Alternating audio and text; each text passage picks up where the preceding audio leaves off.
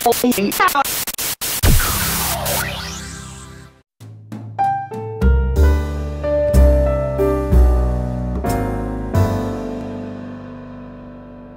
ini saya bicarakan soal Last Days Church Laodicea. Ini jemaat yang asimptomatik, yang nggak ada gejala apa-apa, tapi sakit. Alkitab katakan Wahyu 3:17, karena engkau berkata, aku kaya dan aku telah memperkayakan diriku dan aku tidak kekurangan apa-apa. Dan karena engkau tidak tahu bahwa engkau melarat dan malang, miskin, buta, dan telah.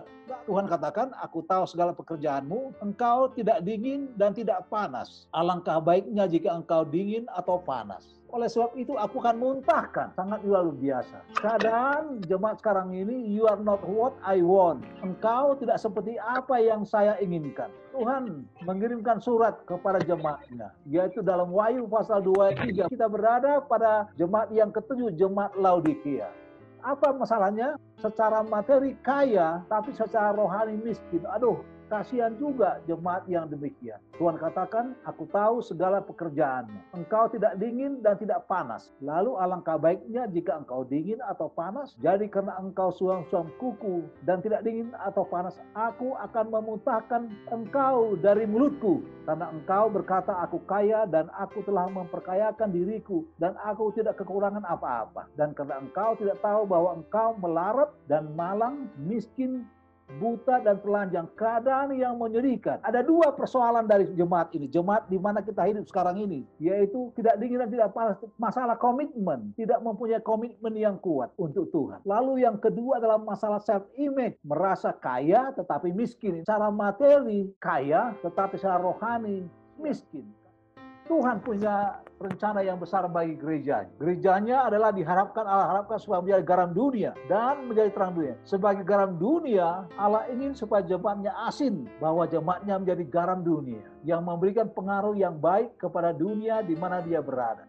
Dan yang kedua, Allah harapkan supaya jemaatnya menjadi terang dunia. Terang itu adalah kebenaran. Allah mau melalui jemaatnya, jemaat ini memberikan visi, memberikan kebenaran, menyatakan kenyataan yang sebenarnya yang ada di dunia ini.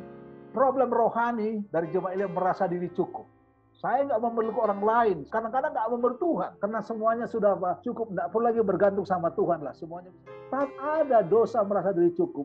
Swasembada. Yang pertama, ini akan membuat tinggi hati. Alkitab katakan dalam Amsal 16 ayat 5. Setiap orang yang tinggi hati adalah kekejian bagi Tuhan. Kesombongan ini, faktor kesombongan. Tuhan tidak senang dengan orang sombong. Lalu kemudian, kalau kita merasa kita diri cukup, kita nggak memandang lagi kepada yang menolong kita, yang menjadikan kita. Yesaya 22 ayat 11 katakan, kamu menghitung rumah-rumah di Yerusalem dan kamu merobohkan rumah-rumah untuk meneguhkan tembok, tetapi kamu tidak memandang kepada dia. Jadi jemaat ini merasa diri cukup atau swasembada, berpikir secara materi.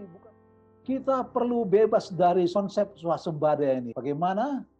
Kita perlu akui kepada Tuhan bahwa Anda membutuhkan Dia lebih dari yang Anda pikirkan. Bahwa kita tidak bisa jalan sendiri dalam dunia ini. Lalu yang kedua, jangan berpikir bahwa Anda dapat membantu Tuhan dengan apapun. Dialah yang membantu kita. Ada istilah membantu pekerjaan Tuhan. Nah, ini kita membantu. Sepertinya kita ini kayak bos aja. Bukan. Jangan pernah berpikir kita membantu, tapi Tuhanlah yang membantu kita. Yang ketiga, kenali karakter Tuhan melalui doa dan firman-Nya. Jangan terlalu percaya dan bergantung kepada diri sendiri. Lalu yang keempat, biarkan diri Anda direndahkan di bawah kuasa Ilahi. Kita memerlukan Tuhan dalam kehidupan kita.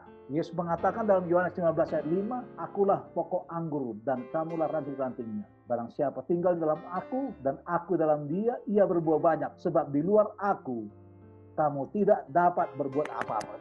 Saudara-saudara, kita merasakan kadang-kadang, wah kalau kita sudah punya pengetahuan, kita aman. Saudara-saudara, kita ini nggak berdaya. Kita tidak bisa hidup sendiri untuk mengatur kehidupan kita. Allah menggambarkan keadaan tidak bisa hidup sendiri dengan perumpamaan yang hilang. Ada 3 jenis keadaan yang hilang. Yang pertama, mata uang yang hilang. Yang kedua, domba yang hilang. Yang ketiga, anak yang hilang. Bagi mata uang yang hilang, dia nggak bisa buat apa-apa untuk kembali kepada tempat semula. Pemiliknya atau wanita itu harus pergi dan mencarinya supaya menemukan kembali. Lalu untuk domba yang hilang, gembala harus cari. Dia hanya mengembek-embek aja di mana-mana. Nggak bisa berbuat apa-apa untuk pulang. Nggak tahu dia jalan pulang. anak yang hilang, bapak yang tunggu. Ini menggambarkan Allah atau Bapa Surgawi kita yang berupaya mencari kita. Jemaat Laodikia adalah sama seperti ateis. Bukan tidak percaya bahwa Tuhan tidak ada, tetapi tidak mau bergantung kepada Tuhan. Saya bisa hidup sendiri, self-sufficiency, yaitu swasembada, bisa. Ateis menekankan dua hal yang penting dalam hidup. Yang pertama uang, dan yang kedua pengetahuan. Saudara, uang bukanlah segala-galanya. Pengetahuan juga bukan segala-galanya. Ada orang mengatakan begini, kalau ada uang, ada pengetahuan, ya nggak perlu Tuhan lagi lah. Apa yang uang tidak dapat berikan? Uang dapat membeli banyak hal, tetapi ada beberapa hal yang tidak dapat dibeli dengan uang. Apa itu? Benjamin Franklin mengatakan uang tidak pernah membuat manusia bahagia pada waktu yang lalu. Juga tidak akan pada waktu yang akan datang. Tidak ada sifatnya untuk menghasilkan kebahagiaan, untuk menjadi bahagia. Memang kita perlu memiliki cukup uang untuk memenuhi kebutuhan dasar kita.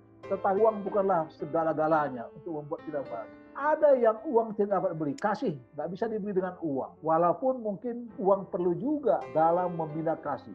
Yang kedua, kebenaran juga tak dapat dibeli dengan uang. Waktu juga tidak dapat dibeli dengan uang. Damai sejahtera tidak. Kesehatan tidak bisa dibeli dengan uang. Walaupun mungkin banyak uangnya, orang tidak bisa dengan uang sehat. Uang juga nggak bisa membeli sahabat sejati. Uang juga tidak dapat membeli kehadiran dan penerimaan dari orang lain. Tapi Alkitab katakan begini, saudara. Sebab di dalam Dia kita hidup, kita bergerak, kita ada. Kisah Para Rasul juga. Itu sebabnya kita memerlukan Tuhan dalam kehidupan kita.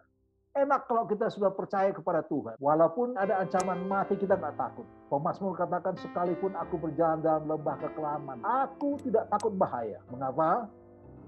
Sebab engkau besertaku. Gadamu dan tongkatmu itulah yang menghibur aku. Kehadiran Tuhan dalam hidup kita memberikan penghiburan.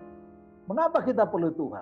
Yang pertama, Allah menciptakan manusia untuk selalu berhubungan dengan Allah ingin berbicara kepada kita. Ada satu sebutan mengatakan there is a God-shaped vacuum in the heart of each man which cannot be satisfied by any created thing but only by God the Creator made known through Jesus Christ. Ada ruang kosong yang Allah jadikan dalam hati setiap orang yang tidak dapat dipuaskan oleh apapun ciptaan, hanya oleh Allah pencipta yang diperkenalkan melalui Yesus Kristus. Kecuali Tuhan mengisi hati kita, kita nggak akan merasakan sukacita, nggak akan bahagia, tidak akan ada damai sejahtera. Alkitab Matius 5:3 katakan, happy are those conscious of their spiritual need. Berbagilah orang yang merasa kebutuhan rohani mereka. Kita juga memerlukan Tuhan untuk arah yang baik dalam kehidupan ini. Tuhan mengatakan, beginilah firman Tuhan, penebusmu yang maha kudus Allah Israel. Akulah Tuhan Allah yang mengajar engkau tentang apa yang berfaedah, yang menuntut engkau di jalan yang harus kau tempuh. Sekiranya engkau memperhatikan perintah-perintahku, maka damai sejahteramu akan seperti sungai yang tidak pernah kering, dan kebahagiaanmu akan terus berlimpah seperti gelombang-gelombang laut. Lalu, kita memerlukan jawaban atas masalah kehidupan ini. Kita perlu jawaban. Tanpa Tuhan kita nggak tahu apa masalah yang kita hadapi, yang pelik dalam hidup kita. Kita memerlukan bantuan Tuhan dalam masalah kehidupan. Banyak persoalan kehidupan. Bagaimana mendidik anak, bagaimana hidup sehat, bagaimana lepas daripada kristal rumah tangga, supaya kita memerlukan bantuan Tuhan. Supaya kita mempunyai penerangan dan keputusan yang tepat dalam mengarungi kehidupan ini. Lalu yang kelima, di dalam Allah kita memiliki kepastian. Tuhan Yesus katakan, akulah jalan, kebenaran, dan hidup. Lalu dia katakan, akulah hidup kekal. Paulus katakan, bagiku hidup adalah Kristus dan kematian adalah keuntungan. Ia tidak perlu takut, tapi jangan juga terkebur. Artinya tidak perlu merasa ngeri, takut untuk semua menghadapi persoalan-persoalan corona. Kalaupun mati nggak apa-apalah. Sudah adalah baik untuk mati kalau Anda sudah siap. Sudah pastikan memiliki hidup kekal. Ngapain lama-lama dalam hidup ini? Hidup ini rumit, hidup ini banyak masalah, hidup ini persoalan. Tapi kalau kita tahu bahwa kalau kita mati, sudah pasti kita sudah siap, sudah memiliki hidup kekal, no problem dalam hidup ini. Terima kasih. Ini masalah jemaat Laodikia. Jemaat yang merasa cukup, bisa swasembada, bisa mandiri. Tuhan berduka melihatnya. Saudara-saudara, kita memerlukan Tuhan dalam setiap saat kehidupan kita. Kita tidak bisa jalan sendiri. Kita selalu memerlukan Tuhan dalam kehidupan kita. Walaupun mungkin kita punya uang, kita punya pengetahuan, kita memerlukan Tuhan untuk memberikan kekuatan kepada kita, dan kita aman dalam melewati masa-masa tersulit sekarang ini. Mudah-mudahan Tuhan bersama kita, memberkati kita, menolong kita, dan selalu dekat. Tuhan berkati kita semuanya.